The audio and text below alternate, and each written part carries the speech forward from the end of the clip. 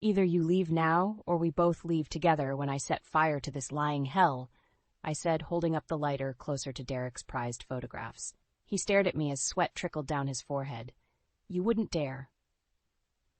The room felt like it would explode. Derek sat on the edge of the couch, his usually neat hair disheveled. His eyes darted from me to the flame and back. There was an urgent, almost desperate edge to his voice.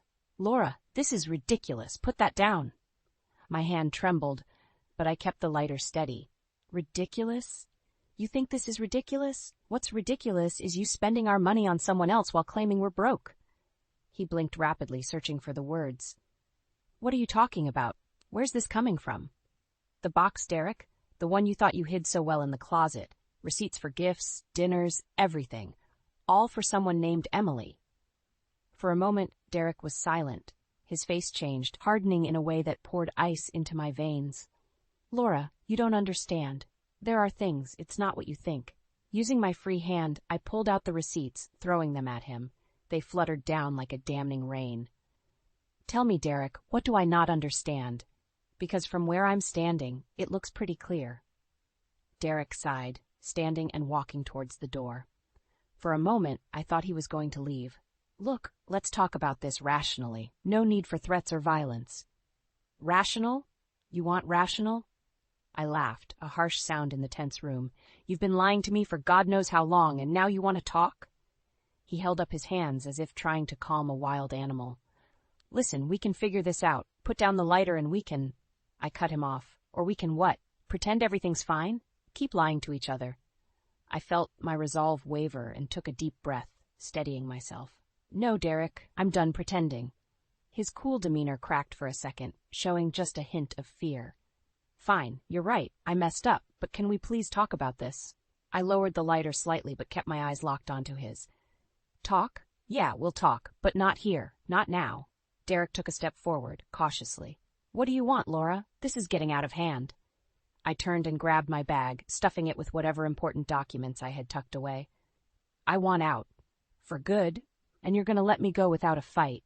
He moved closer, standing just a few feet away. And if I don't, I met his gaze, unblinking, then you'll wish you never met me. There was a silence, thick with unspoken threats and broken promises. Derek exhaled and looked away, defeated. Fine. Just put the lighter down. We'll talk. I didn't trust the softness in his voice, but I nodded and put the lighter in my pocket. Okay, but remember, Derek, I've got proof. Proof of everything. Don't test me. His shoulders slumped, and for a moment I saw the man I once loved buried under layers of deceit and betrayal. I wouldn't dare. Without another word, I walked out of the room, leaving behind the shattered pieces of a life I once thought was perfect. As I stepped into the cool night air, I felt the weight of freeing myself and the immense challenge ahead, but one thing was certain. I wasn't going to back down. Not now. Not ever. As I left the house, the cold air hit me, snapping me into reality. I got into my car and drove aimlessly for a bit, my mind swirling with thoughts of betrayal and anger. I remembered how things used to be, how Derek used to make me laugh, how we used to plan our future together. It felt like a different lifetime. It was late when I pulled up to Sophia's house. I almost didn't want to disrupt her family, but I had no other place to go. I knocked softly, and moments later, Sophia opened the door, her eyes widening in surprise. "Laura, what are you doing here?" she asked, concern etched on her face. "I need to talk. Can I come in?" I replied, my voice barely above a whisper. She stepped aside, letting me in. We sat on her couch with the soft hum of the baby monitor in the background. I told her everything, from the hidden receipts to confronting Derek. Her face grew angrier with each detail. "That jerk! I can't believe he did this to you. How long has this been going on?" Sophia's eyes were blazing with protectiveness. "A year, maybe more," I said, feeling the weight of the betrayal more heavily now. "And I think it's been going on since a year into our marriage." Sophia clenched her fists. "You need to get evidence, solid proof. Have you checked his phone, emails, anything?" I sighed. "I found a hidden phone in his office earlier. It's filled with messages to Emily. That's how I know her name." She reached for her phone. "You need to gather all the evidence you can. Make sure he can't deny it. Then we'll figure out your next steps." I nodded. Sophia's determination was infectious. "Thanks. I don't know what I'd do without you." You're stronger than you think, Laura. We'll get through this together. The next day, I pretended nothing had happened. Derek avoided me, his gaze cold and distant. That night, with Derek snoring in the next room, I snuck into his office. I found the hidden phone and quietly scrolled through the messages. They were worse than I'd imagined: romantic getaways, expensive dinners, even plans for a future together. My blood boiled. One message caught my eye. Can't wait to see you tomorrow at the usual place. XO Emily. I decided to follow him. The next day, I watched him drive to a fancy restaurant, meeting a younger woman, Emily. I took countless pictures through the window, each click of the camera deepening my resolve. Later, I sat in my car, the weight of my findings settling over me. I couldn't confront him now. Not yet. There was still more to uncover. Days passed, and Derek continued his deceitful routine, blissfully unaware of my silent pursuit. I documented everything, gathering enough evidence to topple his world. One night, as Derek went out again, I sat across from Sophia with all my gathered evidence spread out before us. "This is it," I said, my voice firm. "I've got enough proof now." Sophia looked at me, admiration in her eyes. "So what's your plan?" I took a deep breath, feeling the cold sting of determination. "First, I need a lawyer. Someone who can guide me through this mess without Derek suspecting. I won't go down without a fight." Sophia nodded. "I know someone. David. He's tough and discreet. He'll help you." I leaned back, exhaustion mingling with relief. "Thanks. I'm ready to fight back now." As I left her house that night, I promised myself I wouldn't let Derek's betrayal define me. This was just the beginning of my journey to reclaim my life. No more living in the shadows of lies. It was time to take control. David was the perfect choice. When Sophia introduced us, he got straight to the point. "So tell me everything, Laura. Leave no detail out," he said, sitting across from me in his cramped office. We spent hours going through every piece of evidence I had gathered. He nodded approvingly as I laid out the photos, messages, and receipts. "Good job documenting everything. This will be crucial," David said, shuffling the papers. "But we need more than just proof of his affair. We need to expose his financial abuses, too." I took a deep breath. "I've been looking into our finances. Derek has been hiding debt, spending money recklessly while keeping me in the dark. I've been the main financial supporter without even realizing it." David frowned. "And you've sacrificed your own career goals for his, right?" I nodded, memories of missed opportunities and neglected dreams flashing through my mind. "Yes." I put everything on hold for him, believing his promises. David looked grim.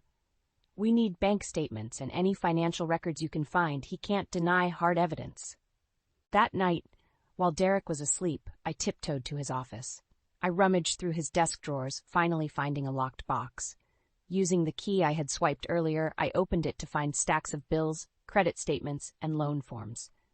My heart sank as I realized just how deep Derek's financial mess went. The next day, I handed everything over to David. He sorted through the documents, shaking his head. "This is going to demolish him, exactly what we need." At home, Derek became more distant and dismissive. One evening, I ventured to talk about our financial situation. "Derek, we need to talk about our money issues. Things don't add up," I said calmly. He glared at me, annoyed. "I handle the finances, Laura. Just focus on your work, all right?" I stared at him, anger bubbling just below the surface. "I think I have a right to know, considering my income basically funds everything." His eyes flashed with irritation. "God, Laura, must you always question everything? Leave it alone." I clenched my fists under the table. "If you'd been honest, I wouldn't have to." The argument ended with Derek storming out, leaving me feeling both angry and justified. This only strengthened my resolve to bring everything to light. A week later, David found me taking a break from work. "You've done well, Laura. We're ready to confront him. My suggestion, tomorrow." I felt a surge of determination. "Fine, let's do it." Later that night, I went through everything one last time. I visualized the moment I would lay it all out in front of him, each lie crumbling like a house of cards. The next evening, Derek walked in, his tie loose, looking exhausted. He barely acknowledged me as he sat down. I stood up, holding the stack of evidence. "We need to talk." "Now," I said firmly. He looked up, bored. "What is it now? Another one of your baseless accusations." I slammed the stack onto the table. "No, Derek. These are facts." Derek's face turned pale as he glanced at the documents. "What is this?" Proof of everything. Your affair, your lies, your financial mess. It's all here. He snatched the papers, flipping through them. His face contorted with anger. You've been spying on me? Yes, I said calmly, and now everyone will know the kind of person you really are. His eyes burned with fury. You think you can ruin me? I won't go down without a fight, Laura. I met his glare, unflinching. Neither will I. As I walked away, I felt an immense sense of relief. This was just the beginning, but I was ready for the battle ahead. Derek's control over me was over, and my plan was in motion. It was time to reclaim my life. I could barely sleep. The showdown with Derek left me restless and tense. David assured me our next step was crystal clear. We've got him cornered, Laura. Now's the time to confront him with everything we've got. The next morning, I prepared myself. I was ready for the final talk. When Derek came home that evening, the tension between us was electric. He knew something was off. Laura, what's with the cold shoulder? We need to clear the air, he said, trying to sound reasonable. But I saw through him. We do, I replied, holding up the investigator's report David had handed me. And I've got all the proof I need. He narrowed his eyes, suspicion creeping into his gaze. What are you talking about? I hired a private investigator. I have photos of you with Emily spending our money like it's water. And there's more, details on your financial irresponsibility, I said, keeping my voice even though my heart was pounding. Derek's face twisted with anger and disbelief. You had no right to do that. I had every right, I shot back. You've been lying and cheating for years. This is your mess, Derek, not mine. He lunged forward, grabbing the report from my hands and slamming it on the table. You think this will destroy me? Think again, Laura. I stood my ground. This is your doing. You broke us. I'm just making sure you can't deny it. His eyes turned cold. You want to leave? Fine, but you won't get a penny from me. I laughed, a hollow sound in the stifling room. You really think you can bully me into staying? I've already taken steps to secure what's mine. He sneered. You think you're so clever, but you're just playing a dangerous game. Maybe, I said, grabbing my bag, but I'm done being afraid of you. I turned to leave, but Derek grabbed my arm. This isn't over, Laura. You can't just walk away from everything. I pulled free and faced him. Watch me, I replied, venom in every word.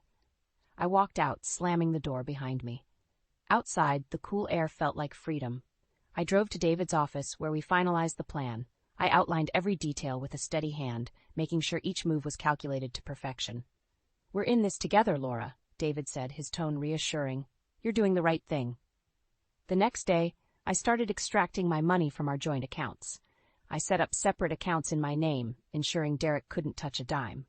Over the next few days, I discreetly moved the majority of our savings. Derek started to sense something was up. He became more demanding, checking our accounts, questioning me constantly. But I stayed calm, playing along. The money's safe, Derek. You need to trust me, I would say, my face betraying nothing. Finally, the day came when the balance tipped in my favor. With the help of David and Sophia, I had everything I needed. I was financially independent, and Derek had no idea how close he was to losing everything. I called a meeting with Derek, Sophia, and David present. Derek strutted in, confidence masking his unease. What's this about? I laid out the accounts, the statements, every transaction he thought he'd hidden. This is about your lies catching up to you. He glanced at David, then back at me. You can't do this. Watch me, I said calmly. David stepped forward. Legally, Laura's in the clear. You've been dishonest, Derek. Now you face the consequences. Derek's face fell, fury and fear battling for control. You'll regret this, he spat, but there was no power behind his words. No, Derek, I replied, standing tall. You're the one who'll regret it. As I left with Sophia and David by my side, I felt the weight lifting. This was far from over, but I was ready. Derek's control was shattered, and I was finally free to reclaim my life. The first steps had been taken, and I wouldn't stop until I saw this through to the end. I moved into Sophia and John's guest room the next day. They insisted I stay as long as I needed. Derek's threats from the previous night echoed in my mind, but I refused to let them shake me. Sophia was a rock of support. One morning over coffee, she said, Laura, you're doing amazing, but you need allies. People who can support you both emotionally and practically. I know, I replied, sipping my coffee. But who do I turn to? Derek made sure to isolate me. Sophia leaned in. We'll start with family and close friends who can offer real help. People you trust. That night, we called my older brother Mike and explained everything. He met us at a local diner, his face a mask of concern and anger.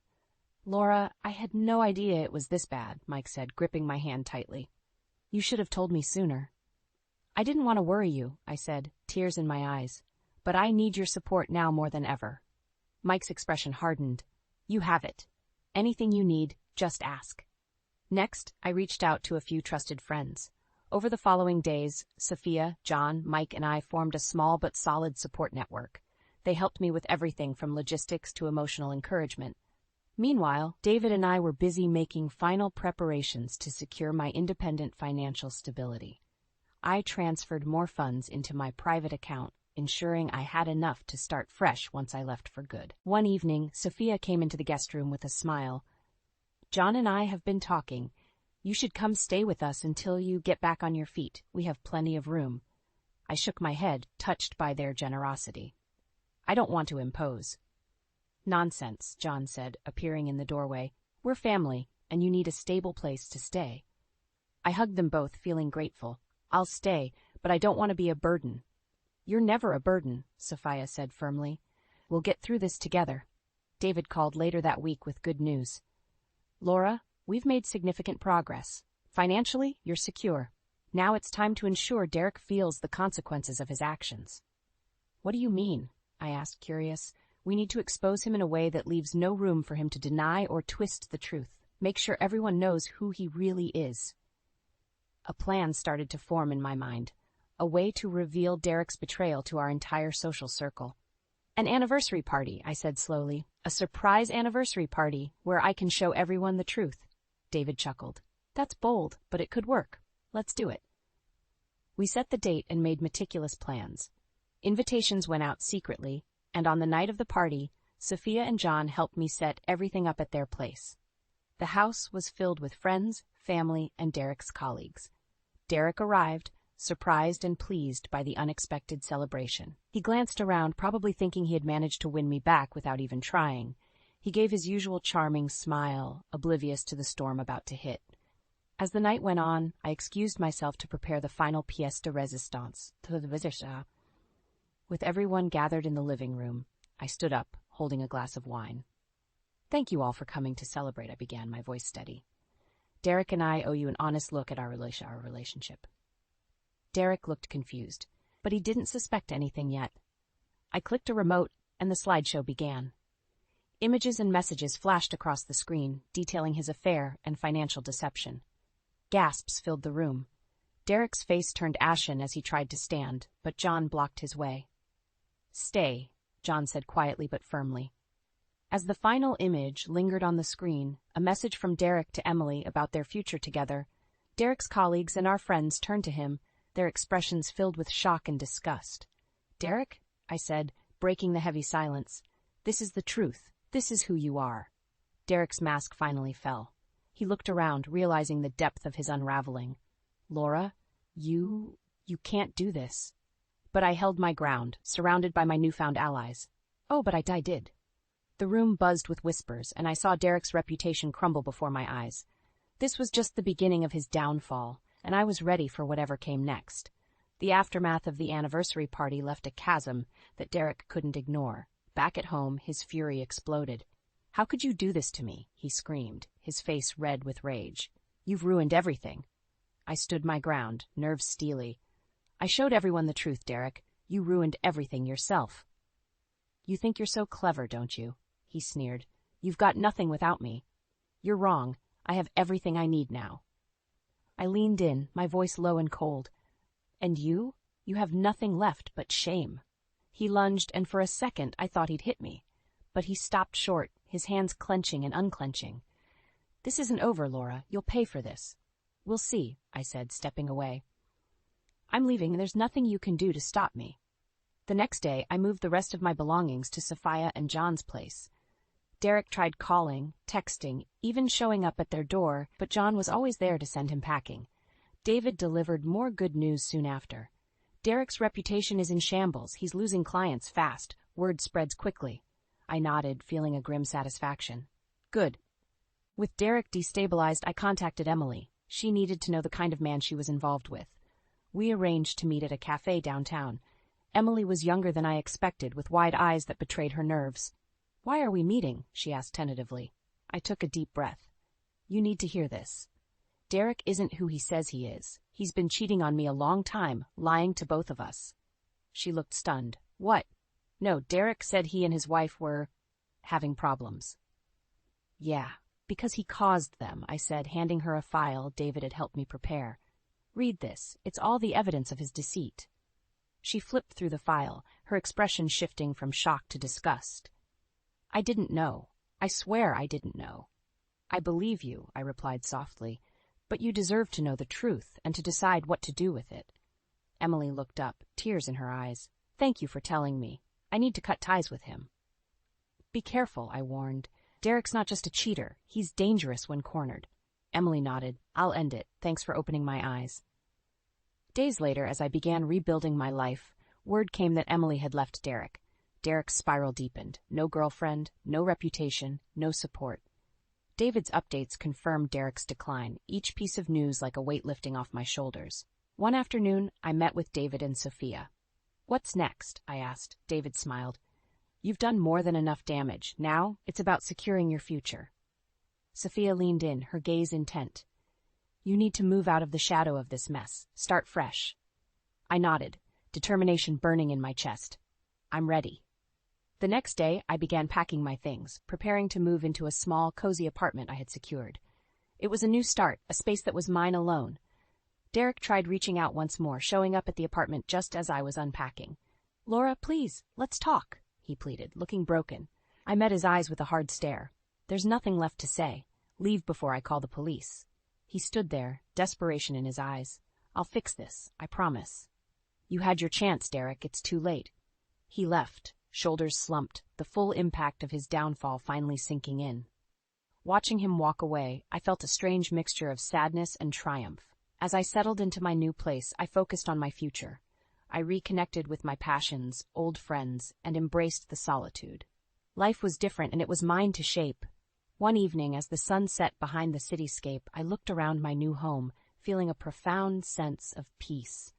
No more lies, no more fear, just freedom and the promise of new beginnings. Walking down the street, I felt lighter, more confident. Derek's shadow no longer darkened my path. This was my journey, and it had only just begun. Derek's life was unraveling fast. Without my financial support, his house of cards collapsed. Rumors of his infidelity and financial deceit spread like wildfire, reaching his clients and colleagues. One day, I ran into an old acquaintance, Sarah, at a cafe. Her face lit up when she saw me. "Laura, it's been ages."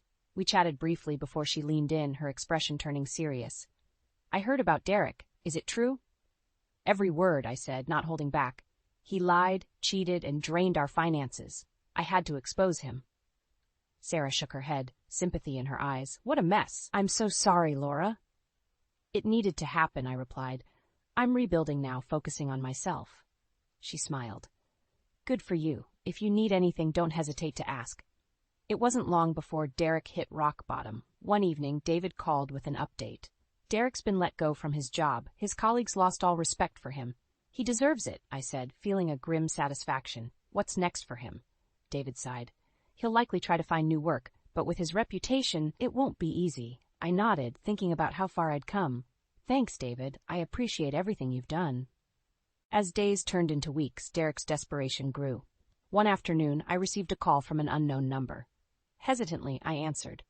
"Laura, it's Derek," his voice cracked, full of vulnerability. "I need your help." "No, you don't," I replied, keeping my voice steady. "You need to face the consequences of your actions." "Please," he begged. "I've lost everything. I can't do this alone." "You did this to yourself, Derek," I said firmly. "Goodbye." With a click, I ended the call. I felt a mixture of pity and relief. Derek had to learn the hard way that actions have consequences. Emily reached out to me as well, saying she had cut all ties with Derek. "I'm so sorry for being part of this," she said softly. "I didn't know." "It's not your fault," I reassured her. "Derek was the manipulator. You deserve better." She thanked me, and we parted ways, both of us seeking new beginnings. As for me, I threw myself into my work and hobbies. I reconnected with old friends, spending weekends exploring the city and enjoying simple pleasures. Life felt lighter, freer. One evening, I hosted a small dinner party at my new apartment. Sophia, John, Mike, and even David came. The air was filled with laughter and warmth, a stark contrast to the tension and deceit I had lived with. Sophia raised her glass. To Laura for her strength and courage, may this be the beginning of a beautiful journey. We all clinked our glasses, and I felt a surge of gratitude. These people, my true family, had stood by me through the toughest times. As the party wound down, David pulled me aside. "You've done something incredible, Laura. You've taken back your life." "I couldn't have done it without all of you," I said, glancing around the room at my loved ones. "Thank you." He smiled. "Here's to moving forward, then." In the days that followed, I saw Derek once more. He was a shadow of his former self. Sitting alone in a cafe, staring blankly at a cup of coffee. Part of me wanted to offer solace, but I knew it wasn't my place. Instead, I walked past, my head held high. This was my story now, free from his toxic influence. With renewed strength and an open heart, I embraced my independence. Each step I took was a reminder of my journey, from betrayal to empowerment. Life was mine to shape, and I was determined to make every moment count. I had faced darkness and emerged stronger, ready to build a future filled with light and possibility. As I continued on my path, I knew one thing for sure. I was unstoppable. Moving into my new, cozy apartment felt like stepping into a fresh chapter of my life. I decorated it with pieces that reflected my taste, each detail carefully selected. A sense of peace settled in, a stark contrast to the chaos that had dominated my world. One morning, while brewing coffee, my phone buzzed. It was a text from an old friend, Rachel. "Hey, Laura, just heard about everything. Can we catch up? Lunch?" I smiled, glad for the reconnection. "Sounds great. Let's meet at the bistro by the park." At lunch, Rachel listened intently as I recounted the betrayal and the fallout. Her eyes widened in disbelief. "Wow, Laura, that's intense. How did you manage?" "With a lot of help. My friends and family were my support system," I replied, warmth flooding my chest as I thought of them. "And now, I'm just focusing on living the life I want." Rachel grinned. "Good for you. You always had a fire in you." Reconnecting with old friends became a regular part of my routine. Each meeting brought laughter, memories, and a sense of healing. I was rebuilding, piece by piece. One day I received a call from an unfamiliar number. "Hello? Laura, it's Emily." "Emily, is everything all right?" I asked, surprised. She took a deep breath. "I just wanted to say thank you, Senior, for showing me the truth about Derek. It was hard, but I've moved on, started a new job, meeting new people." "That's wonderful to hear, Emily. You deserve happiness." "You too, Laura. Take care," she said before hanging up. Hearing Emily's progress felt like another weight lifted. The threads of Derek's deceit were finally unwinding, freeing us both. My freelance web development business began to flourish. I took on projects that excited me, each one a step toward professional fulfillment. The freedom to choose made all the difference. One afternoon, as I was finalizing a project, there was a knock on the door. It was David, holding a bottle of wine. "Thought we'd celebrate your newfound independence," he said with a smile. We sat on the balcony, the city skyline glowing as the sun set. "So, Laura, how does it feel to be here after everything?" I sipped my wine, feeling the cool breeze. "It feels freeing. I didn't realize how much weight I was carrying until it was gone." David nodded. "You've come a long way. What's next for you?" "I'm focusing on me now, my work, my passions, maybe even travel once things settle." He raised his glass. "Here's to new beginnings." "To new beginnings," I echoed, clinking my glass with his. As the months passed, I explored old interests and discovered new ones. I took up painting, joined a book club, and even tried my hand at cooking exotic recipes. Life was full, vibrant. One evening, while shopping for groceries, I bumped into an old colleague, Marcus. We chatted briefly, catching up on life. He mentioned a new tech startup looking for experienced developers. "You'd be perfect for it, Laura. Interested?" I smiled, feeling a spark of excitement. "Send me the details. I'd love to know more." Opportunities seemed to unfold naturally, reflecting my new mindset. I was no longer bound by fear or betrayal. I was free to chase my passions and dreams. Sophia and John remained close, often hosting dinner parties that filled my weekends with joy and laughter. One evening, as we sat around their dining table, Sophia leaned over and whispered, "I'm proud of you, Laura. You've rebuilt yourself from the ground up." "Thank you," I replied, feeling a swell of gratitude. "I couldn't have done it without you all." Walking home that night, I felt a deep sense of contentment. The streets were quiet, the city lights casting a warm glow. I had taken back my life, turned pain into strength, and embraced a future full of possibilities. As I stepped into my apartment, I looked around, smiling. This was my sanctuary, a symbol of my resilience. My journey had been tumultuous, but it led me here, to a place of peace and empowerment. This was my life now, authentic, self-defined, and filled with hope. I walked confidently into the future, knowing I was unstoppable.